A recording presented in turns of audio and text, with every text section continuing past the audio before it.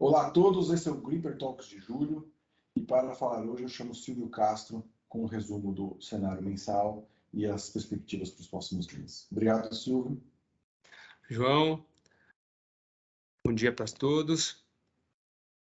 Deixa eu dividir os slides aqui como a gente costuma fazer. A ideia é fazer uma análise bastante sucinta do cenário. A volatilidade está extrema na maior parte das classes de ativos, e a ideia é tentar dividir um pouco com vocês as nossas perspectivas aí para os próximos meses e entender um pouco onde a gente ainda consegue enxergar boas oportunidades e onde a gente tem tentado proteger um pouco a carteira nas nossas maiores preocupações. Bom, esse conjunto de gráficos que a gente coloca, olhando um pouco qual que é o regime de volatilidade, tentando entender o que o mercado está olhando em termos de precificação de inflação e o que o mercado já começa a prestar um pouco mais atenção em dados de atividade. Então, basicamente, o que a gente enxerga aqui é que a gente, depois de uma janela relativamente longa de dados de atividade em aceleração ou em manutenção num patamar ainda bastante saudável, e os dados de inflação esperada fazendo novas máximas, ao longo dos últimos 45 dias, a gente vê uma mudança bastante importante. A gente começa a ver, então, os dados de expectativas de inflação cedendo rapidamente. A gente vai falar um pouco qual que é a nossa visão sobre isso, o quanto a gente concorda ou não. E a gente também começa a ver uma revisão, especialmente nos dados de confiança de empresariado e de consumidor, com relação aos próximos meses para frente. Então, vai se confirmando um cenário de desaceleração para esse segundo semestre, com repercussões importantes aí nas principais classes de ativos. Bom, primeira coisa importante, a gente continua vendo os bancos centrais trabalhando na retirada de estímulos, e isso está acontecendo num contexto de desaceleração. A quantidade de bancos centrais apertando política monetária ao mesmo tempo é algo sem precedência nas últimas 2 décadas. A gente continua vendo esse movimento para frente, até porque os dados mais recentes de inflação ainda apontam para números relativamente altos e com uma dificuldade bastante grande de ceder, até pelos choques de oferta, problemas nas cadeias de produção, reshoring de atividade manufatureira, aumento de custo dos trabalhadores. Bom, a gente continua vendo um cenário apertado para petróleo. A gente chegou a ter posições bem grandes em commodities nos meses ali de abril, maio, e ao longo de junho a gente veio reduzindo, à medida que o cenário de desaceleração foi começando a ficar, foi se antecipando, na verdade, de um terceiro, quarto trimestre, que é quando a gente imaginava que a gente ia ver isso mais claro nos dados.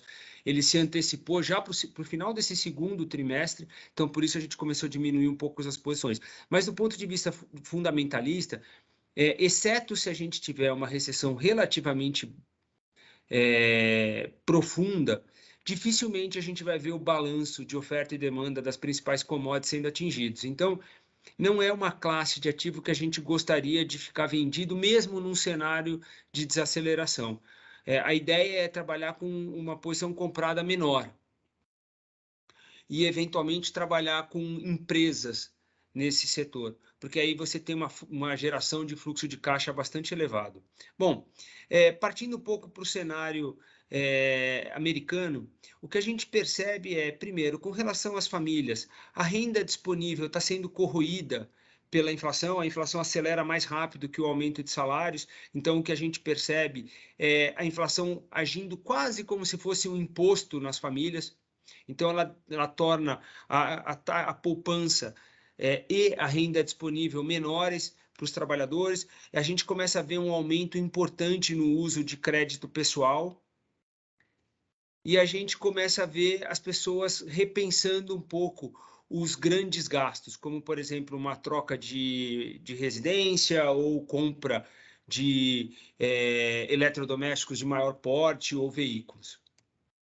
Bom, a outra coisa importante, pelas métricas que o Fed costuma olhar, a gente ainda está muito longe de um cenário, tanto para o mercado de trabalho quanto para a inflação, que deixem o Banco Central americano convicto de que ele já superou o pior dessa aceleração inflacionária. A gente acha pouco provável ver o Fed cortando taxa de juros no final desse ano, começo do ano que vem. Talvez ele não consiga levar pelo desaquecimento da atividade. Talvez ele não consiga levar para aqueles 4% que eles imaginavam na reunião agora de junho, mas a gente acha que tem mais altas por vir, muito provavelmente a gente vai ver taxa de juros de curto prazo nos Estados Unidos superando a casa dos 3%, e a gente acha que é muito provável que ela permaneça por uma janela mais longa que o mercado, inclusive, está prevendo. Até por isso que a gente segue com algumas posições tomadas em taxa de juros lá fora. Bom, pelo modelo que a gente gosta de rodar, para tentar ter uma ideia de qual é o nível que precisaria subir a taxa de juros nos Estados Unidos, o modelo que a gente favorece na nossa análise aponta para alguma coisa na casa de 4%, a taxa dos Fed Funds. Quando a gente olha o modelo que foca um pouquinho mais em sentimento, já seria mais na casa de uns 3%. Então, alguma coisa na casa de 3 com 4 parece muito razoável, que não é muito longe da onde o mercado está para o final do ano, tá? Que alguma coisa na casa de uns 3,5%. O que a gente não acredita muito é em corte já logo no começo do ano que vem. Bom, quando a gente vai para as análises da indústria, o que a gente começa a perceber é, na margem, um pouco de desaceleração. Ainda há preocupações com cadeias de produção, com atrasos nas entregas, ainda preocupação com inflação, mas a gente já começa a notar, na margem, o sentimento já começa a ser um pouco mais de fragilidade para os próximos meses. E a gente acha que isso vai ficar um pouco mais claro, inclusive nessa temporada de lucros, que vai começar a ser reportada a partir do meio do mês de julho. Bom, com relação à Bolsa Americana, essa é uma classe de ativo que a gente está bastante conservador, preocupado. A gente até coloca alguns hedges na nossa carteira para novas quedas da Bolsa Americana aí ao longo dos próximos meses. E a razão disso é que, embora a gente já tenha visto uma queda importante das ações nos Estados Unidos, alguma coisa na casa aí de 18%, 19%, chegou a bater quase 23% de queda, mas está aí 18%, 19% agora. O que a gente percebe é que toda essa queda, na verdade, ela simplesmente reflete um cenário de taxa de juros real nos Estados Unidos mais alta. Então, basicamente, como a bolsa é um fluxo de caixa futuro, na hora que você sobe essa taxa de desconto, é natural que a gente veja o quanto você quer pagar por esse fluxo de caixa diminuir. Então, é isso que o gráfico que a gente coloca, inclusive, na nossa apresentação, ele reflete.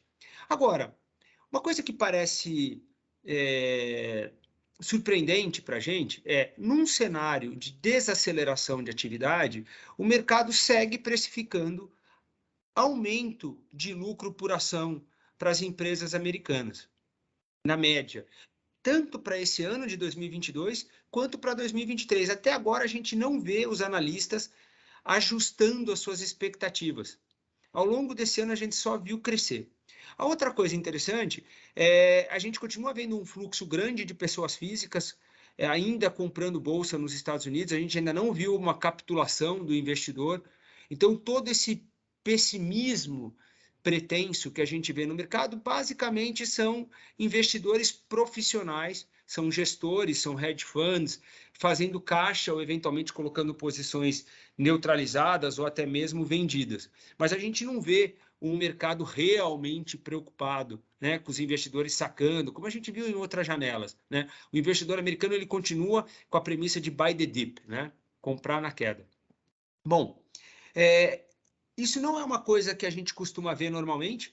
Quando você tem um movimento de queda de atividade, desaceleração de atividade, potencialmente até mesmo uma recessão, é de se esperar uma revisão para baixo dos lucros e que essa revisão para baixo explique uma parte importante dessa queda dos mercados. Como isso não aconteceu ainda, a gente prefere adotar uma postura um pouco mais conservadora.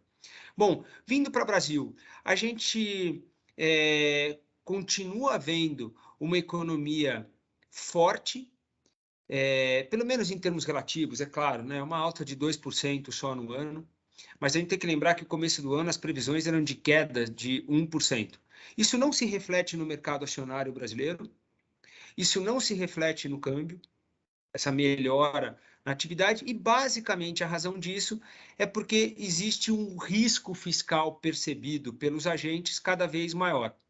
Então, como o risco aumenta, essa incerteza é precificada nos ativos, você tem um prêmio de risco que acaba se sobrepondo à melhora dos resultados. A outra coisa é a seguinte, é claro que existe toda uma discussão do quanto essa melhora ela é simplesmente mascarada por mais transferências de renda e uma deterioração do fiscal no médio prazo. E isso vai cobrar o seu preço lá na frente. E aí, nesse cenário, é razoável imaginar que o prêmio de risco deva ser um pouco mais alto.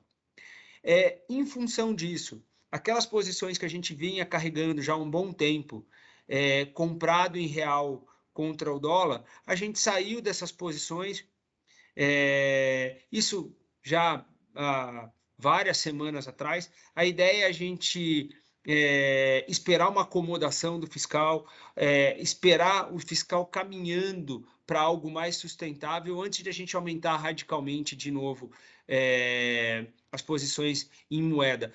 Em que pese o fato do carrego para o Brasil estar muito alto e o nível da moeda vis-à-vis ao que a gente vê nas commodities sugerir que o real deveria estar mais forte. É muito mais algo para tentar otimizar o curto prazo. Bom, e aí vindo para a discussão de deterioração fiscal, isso fica muito claro pelo aumento de quase 1% no prêmio de risco de crédito do Brasil para os próximos 5 anos, e isso acabou se refletindo também numa desvalorização de quase 15% da nossa moeda. Né? E a gente vê que isso acontece em função dos quase 170 bilhões de reais que, de alguma forma, seja com aumento de gasto com a aprovação da PEC dos precatórios, passando por Auxílio Brasil, PIX do caminhoneiro, auxílio do gás, corte temporário de PIS/COFINS e CID, a gente está falando, inclusive, de arrecadação de entes federativos com aquele teto para o ICMS. Então, quando a gente soma tudo isso, dá quase 170 bi. Então, um ano que era para ser um ano de consolidação fiscal, dado essa receita, entre aspas, inflacionária aqui, isso acabou sendo tudo usado nessa janela dos últimos meses. E é isso o que gerou esse mal-estar todo no mercado e, infelizmente, em que pese a melhora dos fundamentos micro, nada disso se reflete no preço dos ativos. Isso acabou custando caro para a gente, uma vez que a gente vinha fazendo esse par mais exposto no Brasil e menos exposto lá fora. Bom, a inflação ela não vai ser atingida em 2023, porque parte desse corte de imposto ele acaba se refletindo numa inflação menor em 22, que vai ser de qualquer forma acima da meta, mas em compensação, se de fato esses impostos retroagirem no ano que vem, a gente deveria ver uma alta para a inflação e a gente continua com a inflação girando ali na casa de 6, 7%. Com isso, tem pouco espaço, na nossa opinião, para um corte mais forte da taxa Selic. A gente acha que sobe para 13,75, e aí, na opinião do Banco Central, como a gente já tem um juro real bastante elevado para o PIB potencial do Brasil, você acaba privilegiando o rentista em detrimento do empreendedor, e isso tende a desacelerar a atividade ao longo do tempo. Torna mais caro o crédito também para as famílias, diminui o consumo, isso vai desacelerar a atividade. Prêmio de risco relativamente alto, já na curva de juros, mas em função dessas incertezas fiscais, a gente tem adotado uma postura mais tomada em taxa de juros no Brasil. Então, a gente está comprado na bolsa local, a gente está tomado na taxa de juros local.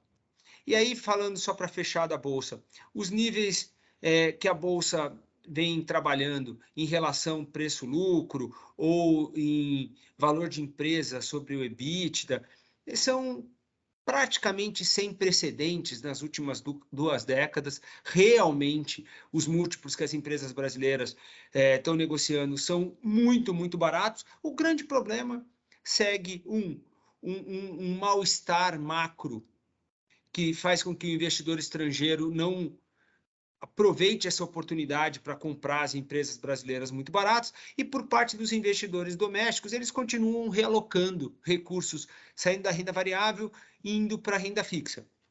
Enquanto esse movimento ele continuar, é muito pouco provável que a gente veja uma alta consistente da bolsa local.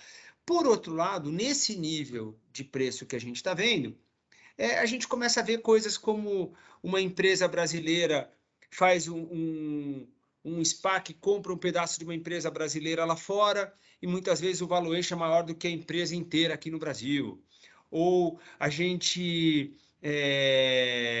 olha empresas negociando, por exemplo, na Bolsa Brasileira, num valuation que não dá conta de uma parcela pequena dos ativos fixos.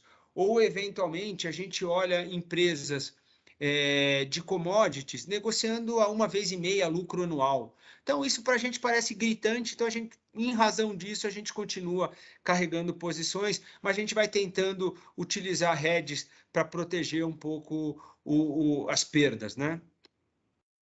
Com isso, a gente gostaria de agradecer novamente a atenção e o tempo de vocês, colocando o nosso time sempre à disposição, caso vocês tenham mais alguma dúvida, e agradecendo sempre pelo voto de confiança. Um abraço e um ótimo mês de julho para todos. Obrigado, ótimo mês a todos.